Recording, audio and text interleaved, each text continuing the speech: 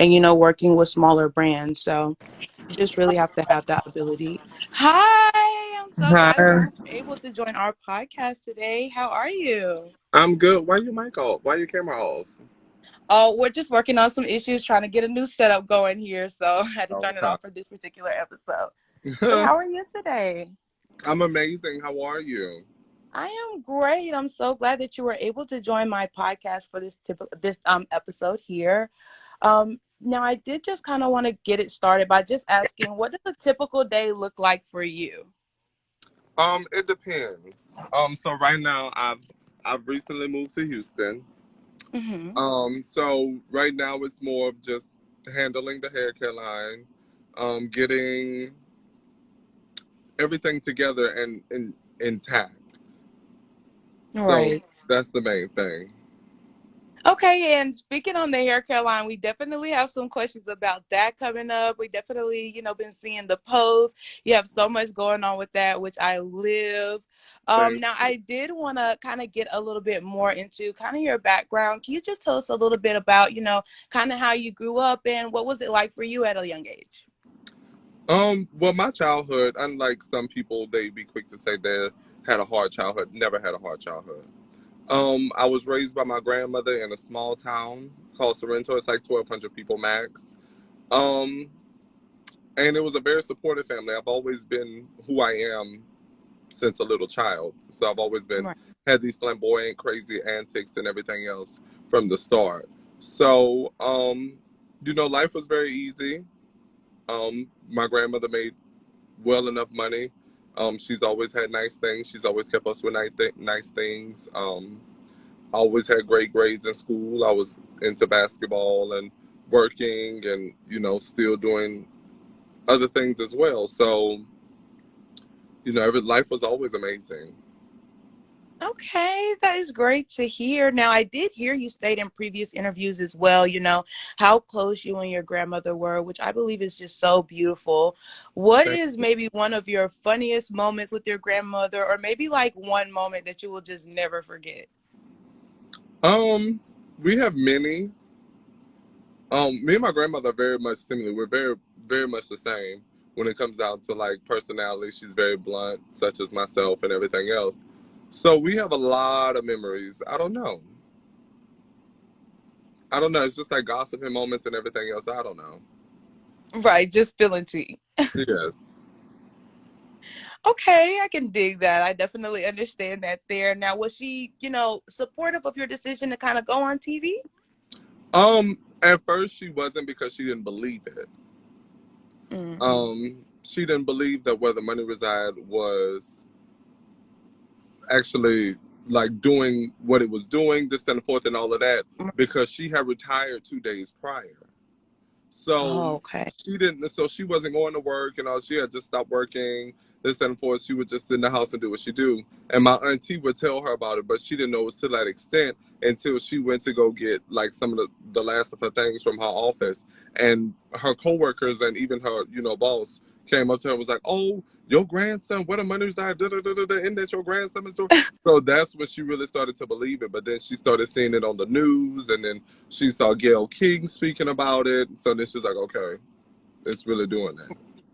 Right, like it's really lit out here. Right, it's there. Yeah. How kind of explain or describe your transition from the quote unquote normal everyday life to kind of being in the public eye, being on television and things like that? Well, for starters, I already felt like I was famous. I already felt The like I was. energy. I didn't. I already felt like I was meant to be famous to a certain aspect. Because I was already what I call hood famous. So Baton Rouge already knew me because where the money reside is something that really sold cars at one point. So I would go to the mall and stuff, and people knew me as where the money reside already. Um, so only thing I did was just took it from a Baton Rouge aspect, and it was just like global. The only thing that comes with it is like everybody's not going to understand you. Everybody's not going to, realize that you are who you are at the end of the day. People sometimes forget that you are not a character. Just because that video was that Right. way, I still have this mood, but I also am like this. I have this mood as well. So people think that they can get on the live, and also people think that, us public figures, I don't know how it is on your brand yet, this and the fourth and everything else, but some people think that you're supposed to just take disrespect and just let it Mm-hmm. go. Not on this platform. Because at Mm-hmm. the end of the day, I'm still Durell from Baton Rouge. Right. So you're not going to tell me anything. And that goes for anybody. You won't tell me anything and expect me not to say it. And it's always going to stay the same. It's always going to stay the same. But, as for life has been easier because opportunities. Like I don't have to just like do this and do that and do this. It comes. So that Right. it's easier. You don't like I can still hustle the way I hustle, but I don't have to hustle as hard. I don't have to hustle hard to be seen. It just comes. Right. So with that platform, I could definitely understand, you're not really having to do as much work as, Right. maybe someone who doesn't really have, that maybe a fan base or maybe doesn't have that platform. Right. Now, just transitioning just a little bit, I have seen a few different things here and there. I did want to ask today, are you single or are you cuffed up? What's going on there? Oh, So that's a question that everybody dies to ask. So as of unfortunately, I am single. Um, it's I was dating someone prior to me moving to Houston, but he was very supportive. We still talk every day and everything, but he was okay with me moving to Houston because he felt like he said he would prefer to see me happy and thriving and making money than to see me sitting in Louisiana with him and just living a regular life. oh, So well, we're glad it ended up on a good note at least. yeah, we still talk. Like, if I'm in town, I'll go stay by his house and all of that. I'll of course come see my grandmother and stuff first, and then I go see him. So, he still loves, still loves, I still care and all of that. But, if whenever that time comes and, I'm a multimillionaire and everything else, I will come back for him if we're still there. No, I definitely love that. Now, outside of, that, I don't really want to get too much into your personal situation. I would love to ask, how would you describe dating in 2022? Okay. For me, it's giving 0 stars. Very Um, ghetto. oh, shit. We got the car talking. Let me answer somebody right quick. I do not need a publicist. Thank you. Um, what was I about to say? Dating in 2022, I'm really not doing it. I'm really not doing it. I don't care for it. The situation I was in, it was unintentional. We weren't supposed to be in that situation. It just happened. So, But as for me dating, it's a no. Yeah, It's a no. definitely get that because I'm right there with you. Look, Hate it. you already heard my answer, 0 stars on it. Hate it. Now, just transitioning a little bit, I said earlier we're going to get into the hair care line where the hair resides, where the hair Okay, resides. I So, forgot I made a video about that. yes. Now, I would like to ask, first and foremost, what kind of made you want to get into hair care, over maybe clothes or shoes or something like that? What made you want to do hair care? Well, I started doing hair care by accident. A lot of people don't really understand when I say that, but I was at are you familiar with Lyrical Galore? Yes. I was at Lyrical Galore's house in Texas, and I had hair at the time, Mm. and I wanted to flat iron my hair. I don't know why I had the strong desire to flat iron my hair, um, but I flat out my hair and my ends were bad. So she's like, "Oh, your ends are bad. You need to take better care than your hair because it was like a lot." So she wound up cutting it this and the fourth and all of that. And so I was just doing like after her hairstylist said that, I started like concocting up certain things. Like I will put lotion and water. You can hear me? Yes, I can hear you. Okay, yeah, somebody called me. I'll put lotion in water bottles, stuff like that, all that kind of stuff to try to make something.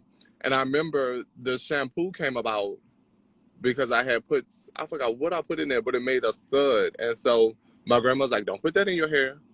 Don't put that in your hair. So I wound up putting it in my hair anyway because I don't know who she was talking to. But it came about, and then I made the hair growth oil the same way, but the hair growth oil came first. and they kind of all have some of the same ingredients. But then whenever I sent it to the FDA, they wind up putting more ingredients in it as well to make it like safe and this and the fourth and all of that. And so they was telling me to test it. Then I was like, I'm gonna just use it myself. And then I started using it. My hair started doing stuff and everything else. So then I wind up using it on my friends. So some of my friends wind up letting me use it. And then when I was moving out of the apartment, I wound up using, my friend had put some of the leave-in conditioner on her bundle, and it sat. Like, it was like, it made her bundle look good. And so we were shook. So that's whenever we kind of like started going with it. And I put it out. I'm feeling it. I'm feeling it. It's been getting a lot of traction online. I see you've been getting a Yes. lot of support from the fans. Yes. What exactly does DDT stand for? Is that just your initials? No, that's actually me. DDT is Durell, Dora, and Terry. Durell, of course, me. Dora is my grandmother, and Terry is my aunt. And Terry is, she helped my grandmother raise me because my grandmother was working like 60 hours a week for the state, and my auntie was working little part-time jobs at the time. She was around my age whenever I moved in with my grandmother, so she would help, you know, my grandmother like put me in take me to daycare, go get my haircuts and all that kind of stuff and everything else. Okay. And now as far as the products that you're offering, are they for specific hair types only, or is it for everyone? No, it's catered. It's really catered to African Americans, but I have a Caucasian boss from Richard Honda who actually used the hair growth oil, and it actually helped with his hair. But it's mostly catered to African Americans, and it actually helps with like bundles and lace fronts and all that kind. It cleans bundles and lace fronts and all that kind of stuff. Okay. Now I've seen you've been kind of playing with, the colors as of late. Are you looking to kind of branch off and start adding some, coloring products into the mix, or? No, this is just for fun. I'm actually going to go into selling bundles. Oh, okay. Eventually, I'm going to start selling bundles and lace and like closures and units and all and wigs and stuff.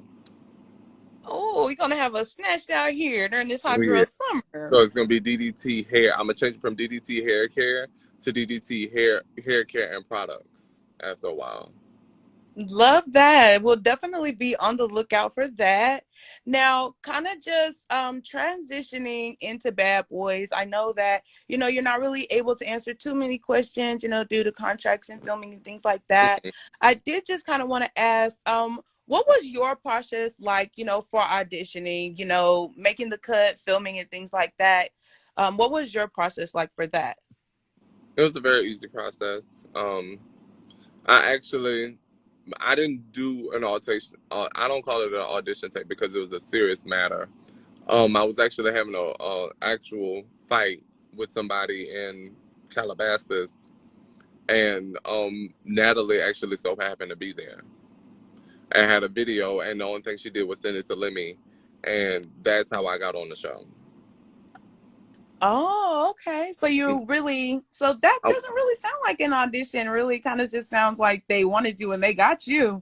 yeah, because she had a video of me fighting my ex at the time, like a real out fight, and she was like, "Oh, that's a bad boy, this and the fourth, and all of that." So, that's how that happened.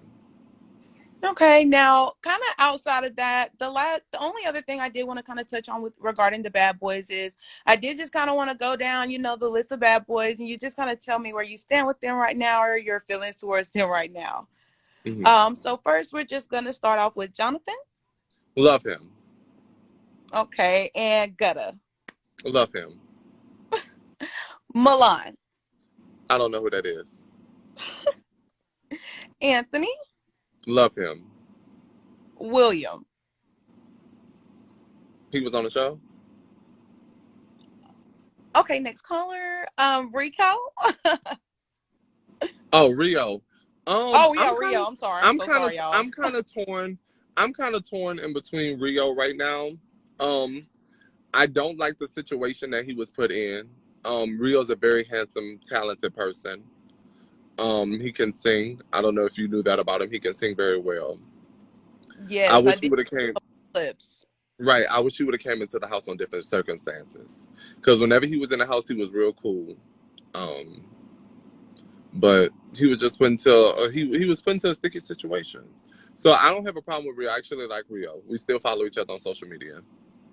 Okay. And what about Dylan? I used to like Dylan till I saw his confessionals. Dylan is writing a check that his ass cannot cash. Yeah, so yeah, I feel like that's the energy kind of the rest of us are kind of getting as well, because when Dylan's kind of in the house, it's a little bit more calm. And Hmm. then, whenever he's in the confessionals, it's just like, giving gangster a little bit. Yeah. What tripped me out is when he was talking about Jonathan, and I was just like, girl, I can't stop him from Yes. doing it. Especially with that, oh, I gave that whole no energy. I'm just like, oh, Yeah. I'm like, okay. But and the thing is, we talk outside of the house. Like, I help Anthony. Anthony and Jonathan make money together. Jonathan is somebody who, whenever I get to that multimillionaire status, it's going to be someone that I always remember and always bring up, because Jonathan actually is putting my hair care products in his shop for the grand opening. So mm, for his grand opening, my products will be in his shop. He will be helping me sell them, and he even put me in contact with a certain celebrity who's going to allow me to touch her hair, and wash her hair, and record it, and both of us are going to post it. love that. So, Jonathan is somebody who I really is going to play a big part in my multimillionaire journey. Anthony, I help Anthony. I want to open up a lounge in Houston, a hookah lounge in Houston. Anthony is allowing me to gain the experience by overseeing his club and being a bottle boy and helping out wherever it's needed.